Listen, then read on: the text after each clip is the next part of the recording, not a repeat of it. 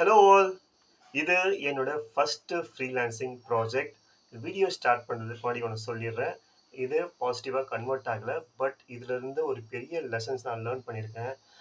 இந்த கஸ்டமர் நான் எப்படி அப்ரோச் பண்ணேன், இந்த ப்ராசஸில் எவ்வளோ டிஃபிகல்ட்டி இருந்தது, கான்வர்சேஷன் எப்படி போய் முடிஞ்சதுன்னு இந்த வீடியோ டிஸ்கஸ் பண்ண போகிறேன்.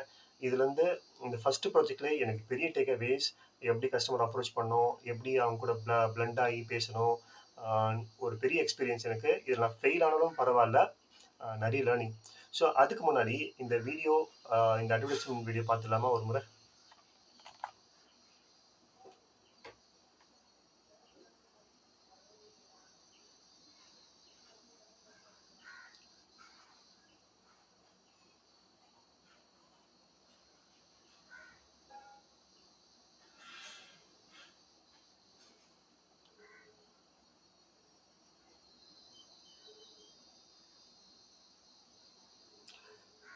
ஸோ இந்த அட்வர்டைஸ்மெண்ட் எப்படி இருக்குன்னு கமெண்ட் பண்ணுங்கள்.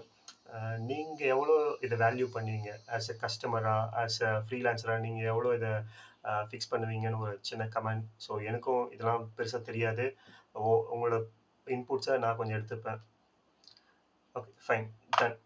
ஸோ இந்த கஸ்டமரை நான் எப்படி அப்ரோச் பண்ணேன்னா, யூஸ்வலாக நான் ஒரு பேக்கரிக்கு சாப்பிட போவேன், பப்ஸ்லாம். ஸோ அந்த பேக்கரியில் ஒரு பெரிய மானிட்டர் இருக்கும்.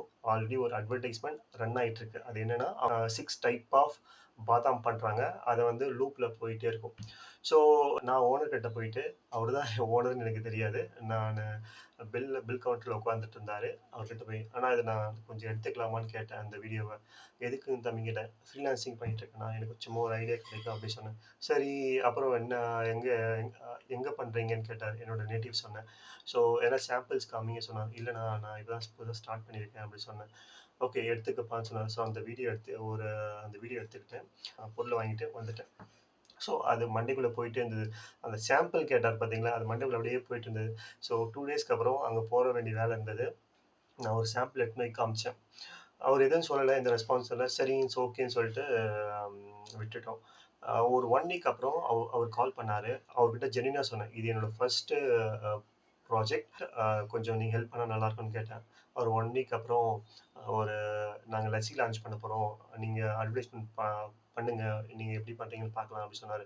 நீங்கள் உங்கள் க்ரியேட்டிவிட்டி ஃபுல்லாக போடுங்க, நான் எதுவும் டிஸ்டர்ப் பண்ண விரும்பல. ப்ராடக்ட்டே ப்ரைஸிங் மட்டும் கொடுத்துட்டாரு. நான் என்னோட ஒரு வெர்ஷன் 1 அனுப்பினேன். வெர்ஷன் 1 அனுப்புது, வெர்ஷன் சின்ன சின்ன சேஞ்சஸ் சொன்னார். அதுக்கப்புறம் அதை அனுப்புகிறேன். இதில் இந்த சேஞ்சஸ் சொல்கிறார் பார்த்தீங்களா, அதை வந்து ஓனர் பர்ஸ்பெக்டிவ்ல, கஸ்டமர் பர்ஸ்பெக்டிவ்ல ஈஸியாக இருக்கும். ஆனால் அது வந்து ஒரு பெரிய டாஸ்காக இருக்கும். ஃபார் எக்ஸாம்பிள், ஸோ இதுக்கு முன்னாடி இது இங்கே அந்த ஒயிட் ஸ்பிளாஷ் இருக்குது பார்த்தீங்களா, ஒயிட் கிளாஸ் ஸ்பிளாஷ், இது வந்து பிஎன்ஜி நான் நெட்லேருந்து எடுத்தேன். ஓகேங்களா. ஸோ இதே டைப் எல்லாத்துக்கும் இருந்தது, ஒயிட்டே. ஸோ அவர் கஸ்டமர் என்ன கேட்டார், எனக்கு மேங்கோனா மேங்கோ கலரில் இருக்கணும், ரோஸ்னா ரோஸ் கலரில் இருக்கணும், சாக்லேட் கலர்னு சொன்னாங்க. ஐயோ, நம்மளுக்கு ரெண்டரிங்கே தெரியாது, 3Dயே தெரியாது, என்ன பண்ணுறதுன்னு யோசித்தேன். ஸோ அந்த நைட் வந்து அப்படியே விட்டேன், என்னடா பண்ணுறது இதுக்கு எப்படி. ஏன்னா ஒரே டைப் ஆஃப் பிஎன்ஜி நம்மளுக்கு கண்டிப்பாக நெட்டில் கிடையவே கிடைக்காது. ஸோ காலையில் கரெக்டாக 5 மணிக்கு எழுந்தேன், என்னடா பண்ணலாம் யோசிச்சுட்டு இருந்தேன். ஓகே, பர்ப்ளெக்சிட்டியில் கேட்போம்னு சொல்லிட்டு பர்ப்ளெக்சிட்டியில் போயிட்டு நான் என்ன கேட்டேன்னா, ஸோ ரெஃபர் அபவ் இமேஜ், அந்த இமேஜ் அட்டாச் பண்ணிட்டேன். ஸோ இதுதான் பேஸ் இமேஜ், இந்த இமேஜ் தான் பேஸ் இமேஜ். இந்த இமேஜ் அட்டாச் பண்ணிட்டு எனக்கு டிஃப்ரெண்ட் டைப் ஆஃப் ஃப்ளேவர்ஸில் நான் பண்ணணும். எனக்கு அதே போல் அந்த ஃப்ளேவருக்கு ஏற்ற போல் நீ அதை ரெண்டர் பண்ணி கூட சொன்னேன். அழகா அந்த இமேஜ் எல்லாத்தையும் குடிச்சிச்சு. மேங்கோக்கு மேங்கோ, ரோஸுக்கு ரோஸு, சாக்லேட் அப்படியே டவுன்லோட் பண்ணி பேக்ரவுண்டை மட்டும் எடுத்துட்டு கரெக்டாக ஃபிக்ஸ் பண்ணிவிட்டேன். ப்ராஜெக்டை சென்ட் பண்ணிட்டேன். சில சேஞ்சஸ் சொன்னாலும் திரும்ப நான் பண்ணி அனுப்பிட்டேன். ஒரு முறை கால் பண்ணால் நான் கொஞ்சம் பிஸி ஆகிட்டேன். நான் ஒரு முறை கால் பண்ணது அவர் பிஸி ஆகிட்டாரு. ஸோ அதுக்கப்புறம் ஒர்க் அதிகமாக, எனக்கு ஆஃபீஸ் ஒர்க் அதிகமாக இருந்துச்சால அப்படியே விட்டேன். ஸோ 2 டேஸ் 3 டேஸ் அவள் தான், அந்த கம்யூனிகேஷன் அப்படியே கட் ஆகிடுச்சு. நான் திரும்பவும் பேசலாம் பார்த்தா எனக்கு ஒரு தயக்கம், என்ன நினைக்க போகிறாங்களோ. ஸோ நம்ம எப்போ ஃபெயில் ஆகும்னா, அந்த ஹெசிடேஷன் பண்ணுறோம்ல, அங்கே ஃபெயில் ஆகும். மற்றவங்க என்ன நினைப்பாங்க, இது என்னோட ஃபஸ்ட்டு ப்ராஜெக்ட்னால நிறைய தயக்கம் எனக்கு இருக்குது. இதுக்கு ப்ரைஸ் எவ்வளோ ஃபிக்ஸ் பண்ணலாம். நீங்கள் மல்டிபிள் கிளைண்ட் கிட்ட ஒர்க் பண்ணிட்டு இருந்தால் ஒவ்வொருத்தரும் ஒவ்வொரு மாதிரி உங்களுக்கு தெரியும், எந்த கிளைண்ட் கிட்ட எப்படி ஒர்க் பண்ணலான்னு. ஸோ ஃப்ரீலான்சிங் ஒர்க் பண்ணும்போது இனிஷியல் டேஸில் கண்டிப்பாக நிறைய ஸ்ட்ரகிள்ஸ் இருக்கும். இது ஃபஸ்ட்டு ப்ராஜெக்டில் நான் பார்த்தேன். ஸோ ஆனால் ஒவ்வொரு விஷயம் பண்ணும்போது செம்ம லேர்னிங் இதில. ஸோ இந்த மாரி மல்டிபிள் சைட்ஸ்ல போயிட்டு விசிட் பண்றதா இருக்கட்டும். என்னோட ஃப்ரெண்டு கிட்ட கால் பண்ணி, "டேய் இது எப்புட்றா இருக்கு? நான் பண்ணது" அப்படி சொல்லுவான். அவன் சில கமெண்ட்ஸ் சொல்லுவான். ஸோ அவன் ஒரு கிராஃபிக் டிசைனர். "இத போய் இப்படி பண்றா, இது இன்னும் நல்லாயிருக்கு" அப்படி சொன்னான். இத நான் அனுப்புனேன். "மச்சான் சூப்பர்றா! பிபிடில இவ்வளோ பண்றதே பெரிய விஷயம்டா" அப்படின்னு சொன்னான். ஓகே அப்பதான் ஏதோ நம்போ எனக்கு என்னன்னா, இருக்கிற டூல வச்சு எனக்கு என்ன தெரியுமோ, அத வச்சு என்னால ஒரு விஷயம் மேக் பண்ணணும். புது டூல கத்துக்கிட்டு, அம் அ ஆக்சுவலா இந்த ஏஜ்ல கஷ்டம். ஐ மீன் எனக்கு கஷ்டம் ஆக்சுவலா. ஆனா இந்த ஏஜ்ல விட எனக்கு கஷ்டம். ஏன்னா, சில பேருக்கு நெறைய டைம் இருக்கும். ஆனா எனக்கு டைம் வந்து ரொம்ப டஃப்பானது. ஃபேமிலிய பார்க்கணும், என்னோட ஹெல்த்த பார்க்கணும். ஸோ ஆஃபீஸ் ஒர்க் பார்க்கணும். எல்லாமே இருக்கு.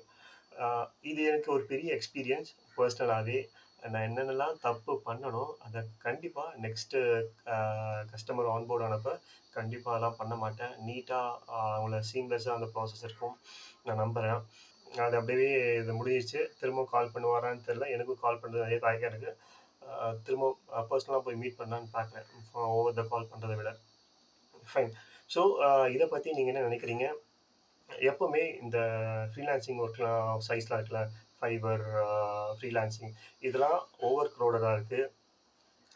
இந்த பழைய மெத்தட் இருக்குல்ல, நாக் த டோர் அப்படி பண்ணா மட்டும் தான் இன்னைக்கு கிளையண்ட் எடுக்க முடியும். அப்படி இல்ல நீங்க டிஜிட்டலா நீங்க YouTubeல வீடியோ பண்ணி, அது மூலியம் கஸ்டமர் உள்ள அது ரொம்ப ஈஸி. ஸோ உங்க டோர நாக் பண்ணணும். அப்படி இல்லன்னா, நீங்க ஒரு வீடியோஸ் பண்ணி, லோகோஸ் பண்ணி அத வைரல் ஆகி, இல்லன்னா வந்து மல்டிபிள் பேர்கிட்ட ரீச் ஆகி, அது மூலியம் உங்களுக்கு கஸ்டமர் வந்தா உங்களுக்கு இன்னும் ரொம்ப ஈஸியா இருக்கும். அந்த ஃபைவர் மத்த எல்லா சைட்ஸுமே ஓவர் க்ரௌடடா இருக்கு. ஆல்ரெடி ப்ராஜெக்ட்ஸ் எடுத்தவங்க தான் திரும்ப ப்ராஜெக்ட் எடுத்துட்டு இருக்காங்க. நியூ பிளேயர் வந்து ரொம்ப அங்க உள்ள போறது ரொம்ப ரொம்ப கஷ்டம். ஸோ நீங்க இந்த ப்ராஜெக்ட் பத்தி என்ன நினைக்கிறீங்க? அதில கமெண்ட்ஸ்ல சொல்லுங்க. நீங்க ஒரு ஃப்ரீலான்சரா ஒர்க் பண்ணிட்டு இருந்தீங்கன்னா, அ நீங்க இந்த ப்ராஜெக்ட்ட பத்தி எப்படின்னு என்ன நினைக்கிறீங்க? ஸோ உங்களோட இன்புட்ஸ் தான் என்னோட லேர்னிங்கே. Please do comment. Thank you so much. Bye bye.